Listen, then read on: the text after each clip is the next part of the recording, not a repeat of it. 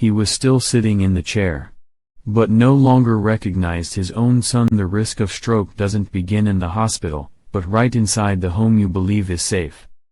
Have you ever thought that stroke is something that only happens in the hospital, on an emergency bed, or when someone suddenly collapses in public? If your answer is yes, then you may be shocked by what I'm about to share. More than 70% of the stroke cases I've treated didn't begin with intense pain. They started in silence. Bit by bit. Right inside the very home where the patient lived. And one of the most haunting cases for me is the story of Mr. Larry, 72 years old, living alone in Ohio. He lived a disciplined life. Didn't smoke, didn't drink, ate regularly, and even made his own coffee every morning. That day was just like any other. It was cold. He got up early, turned on the heater, turned on the TV, made coffee, then sat down on his familiar sofa. His son called 3 times but no one answered. When he arrived, the door was unlocked. The TV was still playing the morning news. The coffee cup was still warm on the table. And Mr. Larry was still sitting in the chair. Eyes open. Remote in hand. But he didn't speak. Didn't respond. And the most heartbreaking part. He didn't recognize his own son. That day, a brain specialist, was called in. And what truly shocked me wasn't his condition, but the silent origin that led to it. He didn't have high blood pressure. No history of diabetes. His test results 6 months earlier were completely normal. So what happened? I asked the family about his daily routine. The answer sounded fine at first. He still woke up early. But instead of moving, he sat for hours in the chair. No one to talk to. No morning sunlight. No consistent breakfast. Some days he didn't open the window at all. Everything happened in silence. Repeatedly. And from that, his brain began to weaken, little by little, until it no longer had the strength to recognize even his own blood. I know you're thinking, but home is supposed to be safe. But the real question should be, has your home become a box that's quietly locking away your memory, emotions, and life, without you even realizing? I'm not telling you this to scare you. I'm telling you because I don't want you to follow that silent path. Don't let your brain slip into the dark without you noticing. That's why today, I'll walk with you through each room in your home. Not to change your entire life, but to awaken the small habits, the seemingly harmless things, that may be blocking blood flow to your brain every single day. And I'll show you some very simple, easy actions that can help save your memory, your clarity, and even your life. We'll start with the first place, the one that seems most peaceful, the living room. But it's also where I've witnessed too many minds go quiet without anyone realizing in time. We'll walk into that first room together. A very familiar space, maybe the one you're sitting in right now. Where every chair, every light and shadow, every silent passing hour, quietly leaves a mark on the brain, in ways no one expects. We'll begin from that place, the one that seems safest, the living room. But it's also the place where I learned that silence is not always just emptiness. Sometimes, it's a warning. The living room without voices, where the silent death of memory begins. I still remember clearly the home visit to Mrs. Evelyn, 76 years old, in Illinois. The house was clean, tidy, and so quiet you could hear a pin drop. But it was that very perfection that made me uneasy. In the living room, there was an old leather chair, deeply sunken, because she sat there every day, from early morning until late at night. No voices. No music. Not a single story was ever spoken in that room. When I asked, "How long do you usually sit here each day?" Mrs. Evelyn smiled and answered lightly as if it meant nothing, "All day. It's quiet here. I'm used to it." And that was the moment I knew, her brain had gotten used to the silence. Did you know? The human brain doesn't just work when we read, write, or think complex thoughts. It lives through interaction. A small story, a laugh, a shared glance. When nothing happens, no talking, no response, no stimulation, the brain gradually shuts down, one area at a time. Especially the hippocampus, the center for short-term memory, and the prefrontal cortex, which controls alertness and reflexes. These areas need sound, images, and connection to stay sharp. If day after day, you sit in the same spot, face the same wall, without a single story told, with no one to speak to, then your memory center starts to fall asleep, and then fade away. And when that happens, you don't forget everything all at once. You just slowly forget small things, a friend's name, why you stood up, where you put the remote. Little by little. Silently. And no one even notices. But I'm not here to frighten you. I'm here to offer you a very simple solution, something I practiced with Mrs. Evelyn. We didn't start with medication. We started with voice. I guided her each morning, after waking up, to play one of her favorite songs in the living room. Then, call an old friend, just 5 minutes. At noon, turn on the TV to a show with a host, don't pick quiet shows. Most important of all, she had to speak. Even alone, she could describe the meal she was eating, read a short paragraph aloud, or say a few simple sentences, "It's a beautiful day. I feel well," as if talking to herself. 3 weeks later, when I returned, Mrs. Evelyn told me a story about her old high school friend she had just called again. She didn't just remember, she started reconnecting. And that living room was no longer silent. You see, what matters isn't where you are, but how you let your brain live in that space. A living room without voices is the beginning of memory fading. But with just one small awakening act, your brain will respond. Don't wait for the perfect conversation. Create it, from within yourself. And now, if you feel the rhythm in your living room needs to be awakened, then let me lead you to the next room. Where midday naps, poor sleeping posture, and dim light can also begin to block blood flow to the brain. The bedroom silently strangles oxygen, where the brain begins to suffocate without anyone noticing. Mrs. Margaret's bedroom in Seattle looked perfectly normal at first glance. Thick curtains, soft nightlight, tidy blankets and pillows, no noise. She once told me, "The bedroom is my most peaceful place." But it was that very peace that made me uneasy. That time, she came in with very mild symptoms, morning headaches, a bit sluggish, sometimes forgetting her grandchild's name. Test results showed nothing acute, but when I asked about her sleep, she said, "I go to bed early, but I often wake up in the middle of the night. Sometimes I feel chest tightness, short of breath, but I figured it's just because I'm getting old." I immediately asked her to monitor her nighttime oxygen levels, and that's when the truth stunned me. Her brain had been oxygen deprived for several hours every night. And the cause didn't come from a heart or lung condition. It came from the way she slept. Did you know, sleeping on your back with your neck bent, lying sideways compressing your chest, or using a pillow that's too high can all gently constrict your airway, causing oxygen to slowly decrease in your brain overnight? If your bedroom is also sealed and lacks ventilation, then your brain is essentially left in a room with no air, for 6 to 8 hours straight. The first area of the brain affected? It's the part that manages short-term memory, emotional regulation, and circadian rhythm. You'll find yourself waking up tired, unfocused, irritable, without realizing the real reason lies in your own bed. For Mrs. Margaret, I didn't prescribe medication. Instead, I helped her redesign the bedroom, a lower pillow, just enough to support the neck.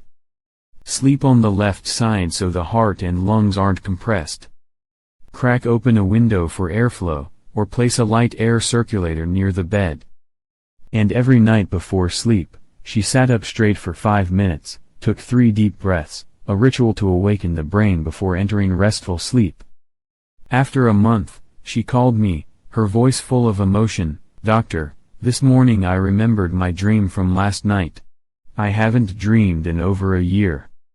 When your brain is allowed to breathe, it begins to dream again, and to come alive again. Older adults often believe that sleep can't be changed with age. But the truth is, you can regenerate oxygen to the brain, starting in the bedroom, simply by breathing correctly, sleeping in the right position, and allowing real airflow into the body. And if the living room is where memory falls asleep, the bedroom is where the brain quietly suffocates, then the next place, the kitchen, is where the brain is most easily deceived. The kitchen pretends to be safe, where heart-healthy foods deceive the brain every day. We are now in the kitchen, where there's the smell of toasted bread, a bottle of fruit juice, a box of whole grain cereal. Things that at first glance make you think, "I'm eating very healthy." But did you know, some meals that seem to support heart health are quietly damaging the brain's blood vessels? I once treated Mr. Gerald, 68 years old, in Arizona. A meticulous person who only ate foods labeled low-fat or heart-healthy. He drank pomegranate juice every morning, used unsweetened almond milk, and replaced all fried foods with steamed dishes. But in recent months, he began to feel mentally slower. Sometimes he would forget what he was saying mid-sentence. And especially, he often felt lightheaded when changing posture.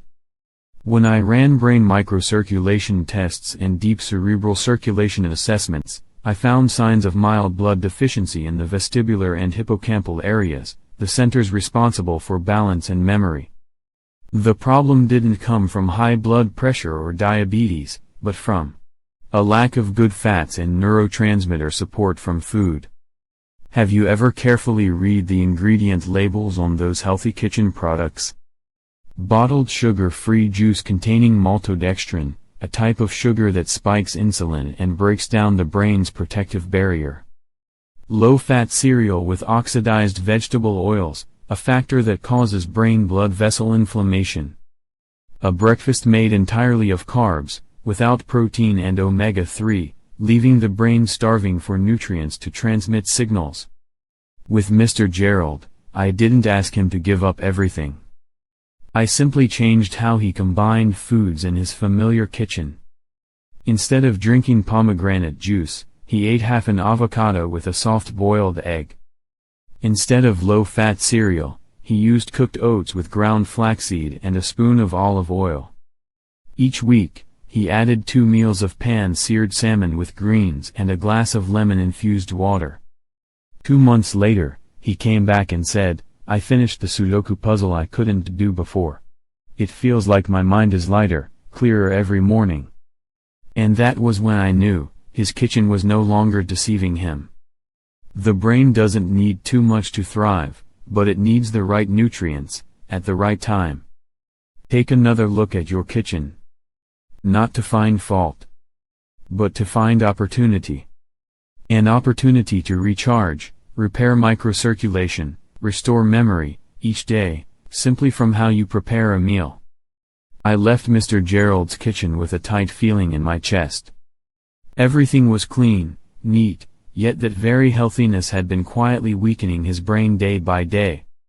And then I realized, if a familiar place like the kitchen can silently cause harm, what else might be happening right as we wake up? The answer lies in the very room we step into each morning, the bathroom. Right there, a careless bend, a wrong posture, could trigger a mild stroke no one expects. Now let's continue, into the room that seems harmless, yet could alter the course of your entire day. The bathroom sets the stage for a minor stroke, where one bend of the head can throw brain vessels off track. I never thought I would witness a mini stroke just from bending down to pick up a toothbrush. Until I met Mr. Daniel, 72 years old, from Sacramento. One morning, he woke up and walked into the bathroom as usual. But just as he bent down to open the toothpaste cap, he felt a wave of dizziness pass through. In an instant, his hands trembled slightly, his voice shifted a bit, and he had to lean on the sink. A few minutes later, he assumed he had just stood up too fast, so he said nothing to his wife. But when he came to see me about a foggy feeling that lasted all day, I knew it wasn't something minor. After an exam, I confirmed, Mr. Daniel had just experienced a transient ischemic attack, a minor stroke. And the cause lay in seemingly harmless habits, standing up too quickly, bending suddenly, shallow breathing, all at once, in a confined space. Have you noticed? The bathroom in the morning is a place where you're often dehydrated, your blood pressure is slightly low from just waking up, and your brain lacks oxygen. If you spring out of bed, head straight into the bathroom, then bend down to turn on the faucet, reach for a towel, or twist your neck suddenly to look in the mirror, the blood vessels in your neck can become temporarily compressed, leading to a sudden drop in brain blood flow. That's why many people over 60 feel a bit dizzy in the morning, but dismiss it as normal. I advised Mr. Daniel to start again with small changes, sit up in bed slowly, place both feet on the ground, and take 3 deep breaths before standing. When entering the bathroom, keep your back straight, avoid bending your neck right after waking. Wash your face with warm water, avoid bending your head under a strong stream. And most importantly, don't speak loudly, don't twist your head suddenly, and remember to drink a few sips of water before brushing your teeth. After 3 weeks, Mr. Daniel came back with a radiant smile. "Doctor, you know what? I thought I was weak from aging, but it turns out I just needed to change how I start my mornings. Now I feel more alert, stronger than I did at 60. We often think of a stroke as a major event. But in truth, it begins with tiny missteps, repeated daily, quietly wearing down the brain. And the bathroom, the room that starts each morning, is exactly where you need to be the most careful. But it doesn't end here.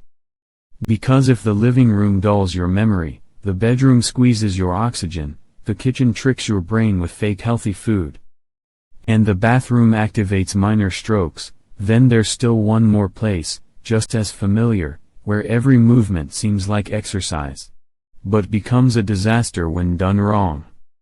We're talking about the hallway, where poor posture and motion can rupture vessels or throw off balance, leading to a stroke. The quiet hallway, where a single misstep can rupture brain vessels without anyone knowing. Mr. Thomas's hallway, 74 years old, in New Mexico, is only about 6 steps long, connecting the bedroom and the kitchen. He called it his morning walking path. He told me, "I still exercise regularly. Every morning I walk back and forth around the house, just gently, doctor." But then one day, while walking from his room to the kitchen, just as he reached the doorway, he felt a brief dizziness and collapsed to the floor. His head didn't hit anything, but he lay motionless for a few seconds, his hands slightly trembling. Afterward, he managed to get up, but all morning, he couldn't remember his phone password. When we did an MRI at the hospital, it showed a small hemorrhage in the brainstem, the area that controls movement, balance, and vital signals. I asked carefully about his morning routine, and he said, he gets up and goes straight to the kitchen. Walks while stretching strongly. Some mornings, he even twists his neck, kicks his legs like exercising. When I heard that, I closed my eyes. Because I knew, he wasn't wrong for wanting to move. But he was wrong for moving too soon, when his blood pressure hadn't stabilized, blood hadn't fully reached his brain, and his body was still in a half-asleep state. Did you know? After waking up, blood pressure tends to drop slightly, and cerebral blood flow is not yet stable.